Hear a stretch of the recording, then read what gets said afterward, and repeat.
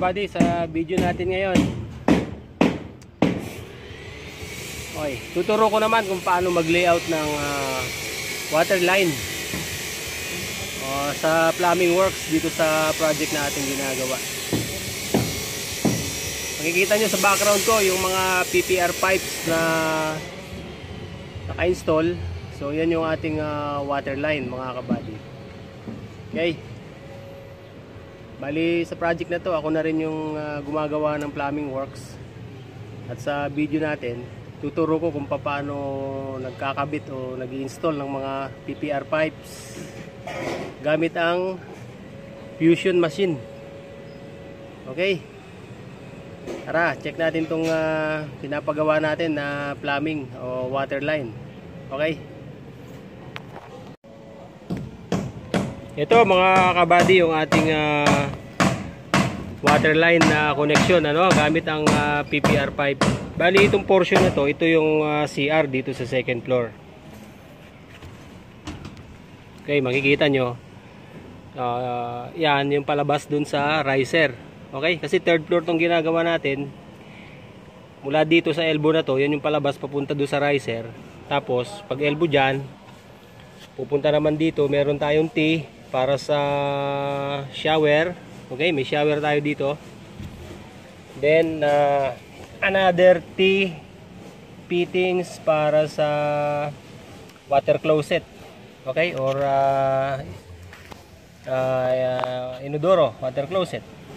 Okay, and then another T fitting para sa ating lavatory dito sa CR. Okay, and then papunta siya doon sa pinakadulo. Ayan, makikita nyo mga kabady, naka-elbow siya doon para naman sa supply ng ating kitchen sink. Okay, sa lababo sa kusina. O yan, bali yan yung connection ng ating water line. Bali typical naman yan mga kabady, hanggang third floor, sa ground floor ganun din. So iisa lang yung layout, paulit-ulit lang yan. Okay, so maya maya ipapakita ko naman kung paano gumagamit ng fusion machine o paano siya pinagdudugtong. Okay, uy, teka, parang may kulang dito mga kabady, so dito alam ko, na-check ko sa plano, meron tayong hose bib. Okay, may gripo dito. So palalagyan na lang natin dito ng another T. Okay, para sa ating faucet. Ito kasing area na to, ito yung wash area, yan yung floor drain. Okay, sa wash area. Yun yung shower drain. Okay, ito naman yung para sa lavatory, yung mayroon tayong tubo dito, D2. Okay, wala pa, hindi pa siya nakalagay.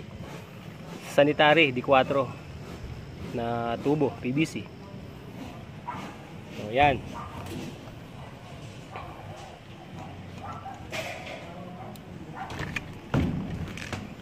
Okay, so ganyan lang ang mag-layout ng water line mga kabady. Okay, okay, abangan nyo yung mga susunod nating video na i-upload in the future. Thank you for watching my YouTube channel mga kabady. So ingat tayo.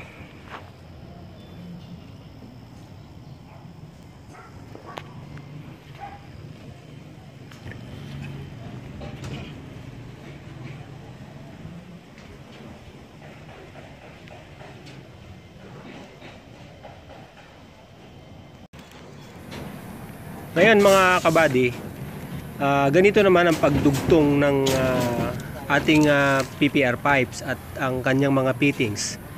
Okay, iniinit lang natin yung ating PPR pipes, okay, yung fittings saka yung idudugtong sa fusion machine.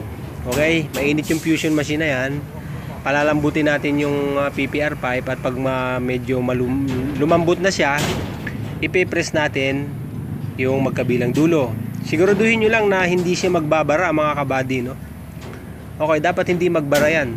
Kasi pag napasubra ang luto, masyadong lumambot, at pinagdikit nyo na yung pipe, nagbabara yung butas, no? So dapat tama lang yung pag-init, ano? Hindi masyadong matagal, hindi naman masyadong mabilis din para hindi siya hilaw. Okay, ganyan ang pagdugtong ng ating fittings, PPR fittings. So yan, bali yung PPR na yan 1/2 inch. Okay, 1/2 inch lang yung ating diameter na ginagamit yan sa linya ng ating water line.